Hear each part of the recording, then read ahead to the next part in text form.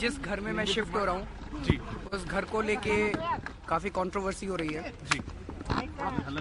और वैसे तो जिस घर में मैं जा रहा हूँ वो एक 5 कमरे का घर है, लेकिन कल से मेरे कई चाहने वाले, मेरे दोस्त और हमारे जो पार्टी के सपोर्टर्स हैं, उन लोगों के मेरे पास फ़ोन आए, उन लोगों के और जो जनता के भी फ़ोन आए, उनके मैसेजेस आए और उन्हें लगा कि मुझे ऐसे घर में नहीं जाना चाहिए।